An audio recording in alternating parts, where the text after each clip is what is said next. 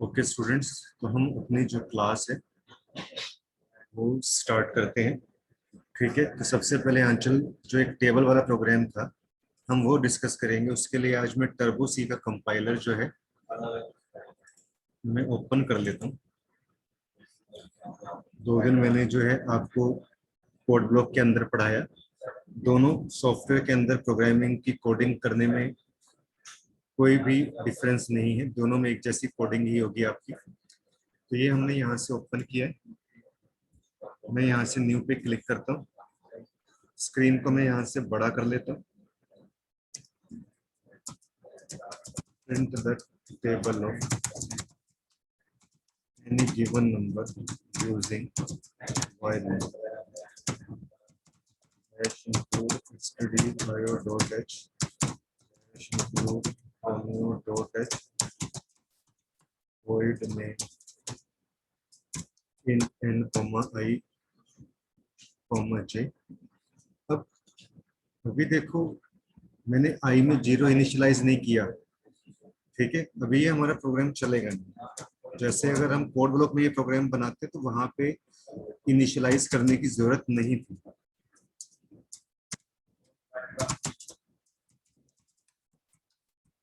enter the any number scanf percentage d and then while की loop चलाई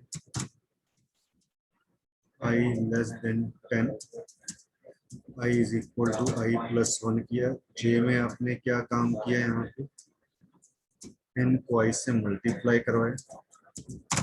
print f back slash n percentage d multiply percentage d is equal to percentage d comma n comma I comma j।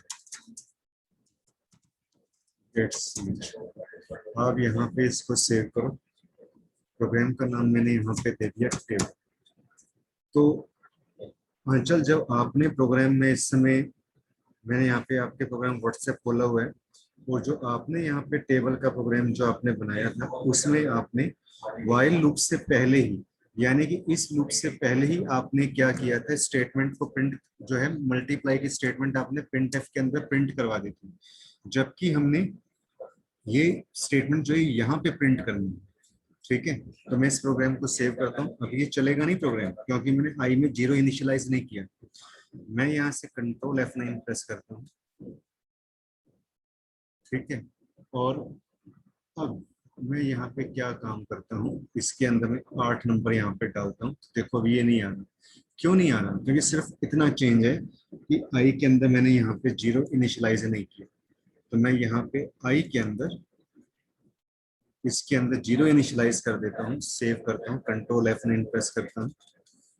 अब आप कोई सा भी number डालोगे उसका table देखो आपके पास प्रिंट हो जाएगा। ठीक है, तो ये जो परसेंटेज डी लगाया, ये परसेंटेज डी लगाया हमने एन के लिए, ये परसेंटेज डी लगाया आई के लिए, ये परसेंटेज डी लगाया जे के लिए। मल्टीप्लाई का साइन और इक्वल का साइन मैंने इन्वर्टेड कॉमा के अंदर दे रखा है। ये एज इट इज के एज इट इज आपका प्रिंट हो जाएगा। अब स्टूडेंट मुझे बताओ, अंचल बात हुई क्लियर? समझ में आया आपको? Good morning Sujata, good morning.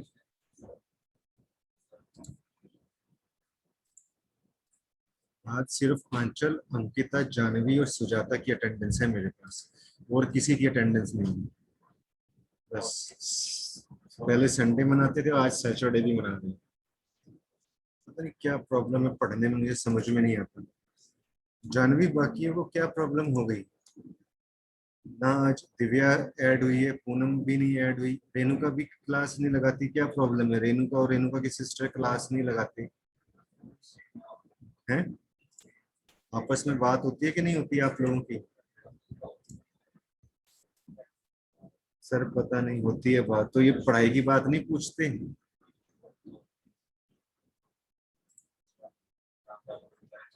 Okay, तो ये मैंने आपको वाइल लूप से मैंने प्रोग्राम जो है मैं कवर करवाया। ठीक है, अब आपको याद होगा कि जावास्क्रिप्ट के अंदर मैंने आपको सम ऑफ डिजिट कुछ इस तरीके से भी मैंने प्रोग्राम करवाए थे। तो देखो, एक सम ऑफ डिजिट का एक प्रोग्राम कवर कराने जा रहा हूँ। पूछा है बहुत बारी। Okay Janhvi, okay. तो यहाँ पे ये देखो,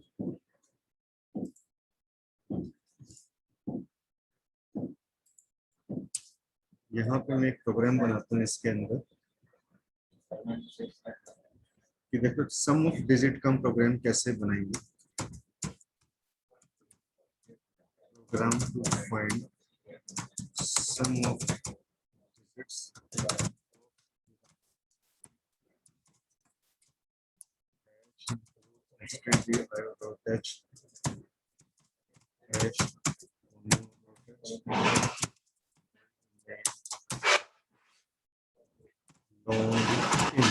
तो स्टार्टिंग में मैंने आपको डेटा टाइप के बारे में पढ़ाया था। मैंने उसमें बताया था कि इंटीजर जो है वो 2 बाइट्स ऑक्यूपाई करता है, लेकिन अगर आप उससे बड़ा डेटा टाइप यूज करना चाहते हैं तो उसके लिए आप लॉन्ग इंट यूज कर सकते हैं। ठीक है, लॉन्ग इंट जो है 4 बाइट्स ऑक्यूपाई करता है। यहाँ पे हमने n r सम हमने ये वेरिएबल ले लिए इसके अंदर। CLR SCR use to clear the screen. Print backslash n लगाए यहाँ पर, एंटर एनी नंबर। आप किसी भी नंबर को क्या करोगे, इनपुट करवाओगे आप यहाँ पे स्कैन। स्टूडेंट जब हम लॉन्ग इंट यूज करेंगे ना, लॉन्ग के लिए एल ले लो, ठीक है, और इंट के साथ डी यूज कर लो, तो एल डी यूज होगा लॉन्ग इंट के लिए। एंड एन यहाँ पे हमने यूज किया। सम के अंदर मैंने यहाँ पे क्या किया, 0 स्टोर करवा दिया। ठीक है, आप ऊपर भी स्टोर करवा सकते थे। ठीक है, आप जैसे सम मैंने इक्वल यहाँ 0 लिखा, अब यहाँ पे भी इसमें लिख सकते थे। ठीक है, मैंने यहाँ पे व्हाइल की लूप चलाई। n is not equal to 0, ये नॉट इक्वल का साइन होता है। ठीक है, ऑपरेटर्स के अंदर हम पढ़ेंगे। ठीक है, बाकी जावा स्क्रिप्ट के अंदर मैंने ऑपरेटर्स ऑलरेडी आपको पढ़ा दिए। आर में आपने क्या किया, n%10। सम के अंदर हमने यहाँ पे क्या काम किया, सम प्लस आर। ठीक है, n में आपने यहाँ पे क्या किया, n/10, इसको आपने बंद कर दिया। Print backslash the sum of the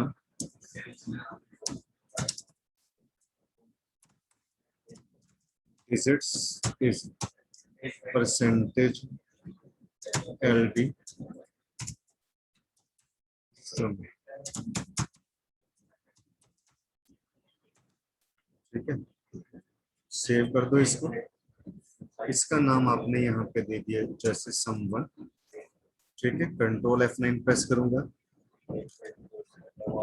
तो मैं यहाँ पे कोई भी नंबर डालता हूँ 1 2 3 4 5 6, तो देखो सम ऑफ द डिजिट कितना आ जाएगा इनका, 6 और 5 11 और 4 15 और 3 18 और 2 20 और 1 20।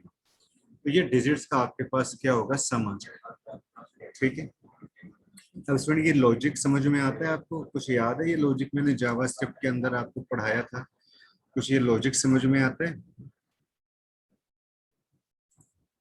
अंचल, अंकिता, जानवी, यस सर। अंचल आपको क्लियर होता है ये लॉजिक? देखो मैं आपको इस प्रोग्राम का मैं लॉजिक समझाता हूँ आपको, पक्का।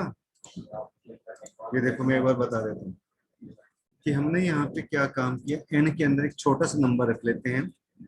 यहाँ पे n के अंदर मैं यहाँ पे कमेंट बना देता हूँ, n के अंदर 1 2 3 रखा। सम के अंदर 0 है, यहाँ पे भी मैं कमेंट बना देता हूँ, n की वैल्यू यानी 1 2 3 इज नॉट इक्वल टू 0, ये 0 के इक्वल नहीं है। यहाँ से हमारी लूप स्टार्ट हुई। यहाँ पे मैं कमेंट बनाता हूँ, क्या करता हूँ, r बराबर हमने क्या किया, n%10, इसका मीनिंग क्या है 1 2 3%10। इसको मैं जब डिवाइड करूंगा तो रिमाइंडर हमारे पास कितना आएगा, यहाँ पे रिमाइंडर बचेगा 3। ठीक है, और आगे हम चलते हैं। यहाँ पे हमने क्या काम किया, सम इज इक्वल टू, सम की वैल्यू कितनी मैंने यहाँ पे ले रखी है स्टूडेंट, 0।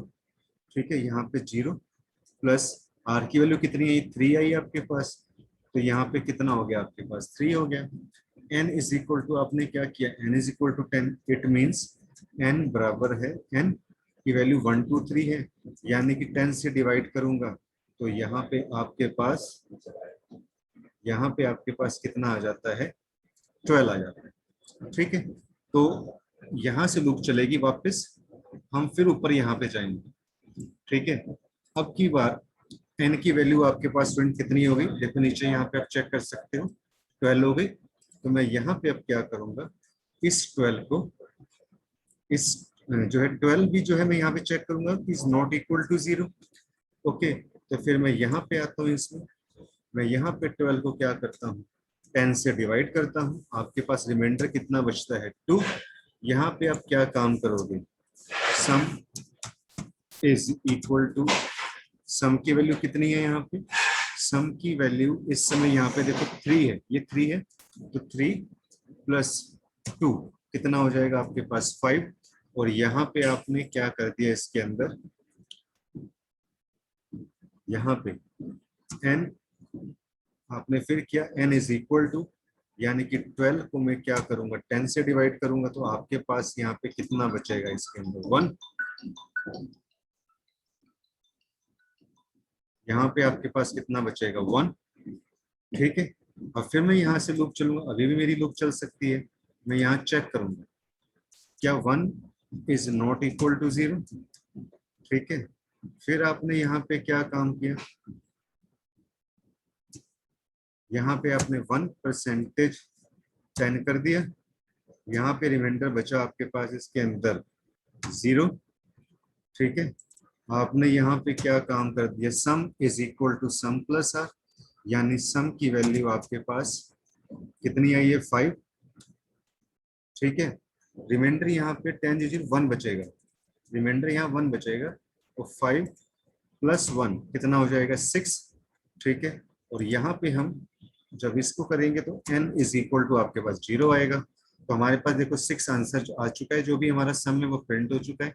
मैं यहाँ से लूप को अगेन चलाऊंगा, इसके ऊपर मैं यहाँ पे जाता हूँ, तो अब मैं चेक करूंगा यहाँ पे कि 0 इज नॉट इक्वल टू 0। ठीक है, तो ये कंडीशन हमारी फॉल्स हो जाती है, तो हम लूप से बाहर आ जाते हैं।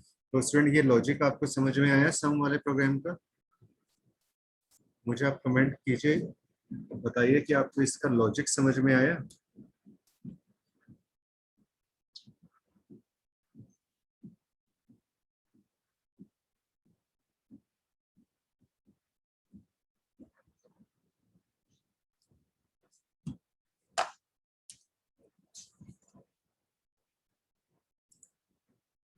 ओके,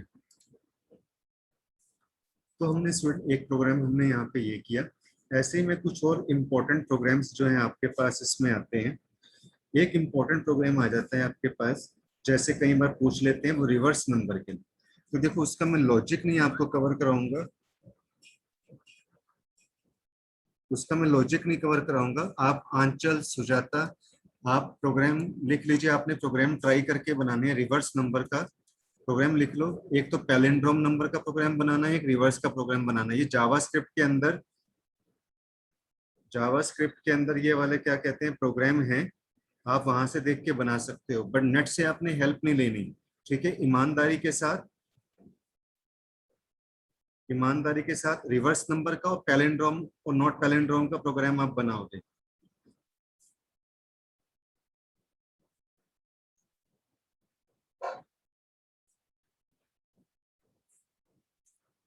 एक तो रिवर्स नंबर का प्रोग्राम बनाना है, ठीक है, और पैलिंड्रोम, ये प्रोग्राम मैंने जावास्क्रिप्ट के अंदर करवाए हैं, वहां से बनाने हैं, बट नेट की मदद नहीं लेनी, आपने खुद लॉजिक लगा के बनाना है उसको। ठीक है, अगर आप नेट से हेल्प लोगे और मुझे पता लग जाएगा, तो फिर मैं आपसे उस प्रोग्राम को आपको कहूंगा कि आप मुझे एक्सप्लेन करो, मैं यहाँ से ऑन कर दूंगा स्पीकर आपका, फिर मैं आपको कहूंगा कि उसको एक्सप्लेन करना पड़ेगा, आपको मुझे समझाना पड़ेगा। इसलिए अगर खुद बनाओगे तो आपको पता रहेगा, अगर आप नेट से देख के बनाओगे तो फिर मुझे पता लग जाएगा कि हाँ आपने जो है चीटिंग की। रिवर्स का, डिजिट्स का रिवर्स करना है स्टूडेंट, आप मेरी बात समझ रहे हो, कि जैसे मैंने यहाँ पे ये प्रोग्राम बनाया है, ठीक है, कि मैं इस प्रोग्राम को रन करता हूँ 1 2 3, तो मैं चाहूँ कि इसका उल्टा आए आपके पास 3 2 1 आए। ठीक है, और पैलिंड्रोम और नॉट पैलिंड्रोम ये प्रोग्राम भी मैंने आपको कवर करवाया हुआ है, ये दोनों प्रोग्राम करवाए हैं मैंने आंचल सुजाता जावास्क्रिप्ट के अंदर। पढ़े हैं आपने वो प्रोग्राम?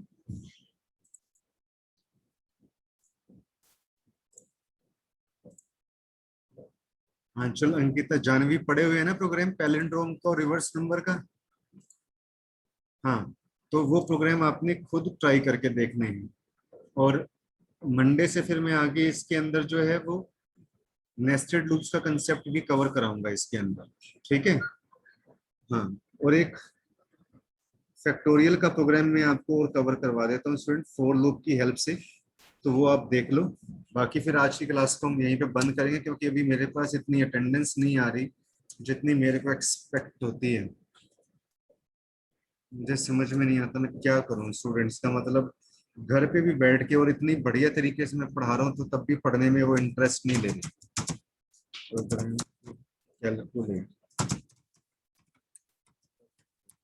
जो पढ़ने वाले हैं वो मोबाइल के ऊपर भी जो है सॉफ्टवेयर सी का खोल के अपना पढ़ाई कर रहे हैं।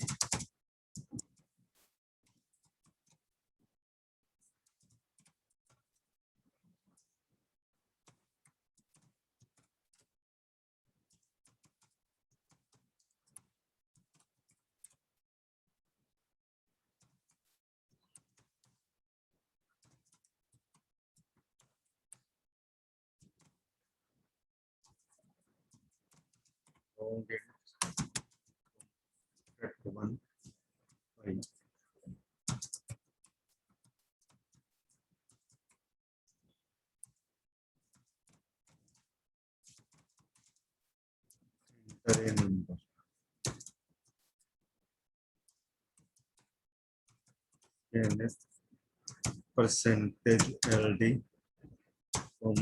एंड 4 की लूप चलाई, I is equal to 1, I less than equal to N, I plus plus. देखो 4 की लूप का वही सिंटेक्स है।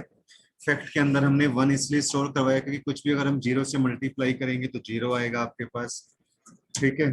और फैक्ट के अंदर हमने यहाँ पे फैक्ट मल्टीप्लाई आई कर दिया हमने इसके अंदर। अब ये प्रोग्राम का लॉजिक मैं आपको ऑलरेडी जावास्क्रिप्ट के अंदर भी पढ़ा चुका हूँ, तो कोई प्रॉब्लम नहीं होगी। Factorial of percentage L D, percentage L D comma N comma fact,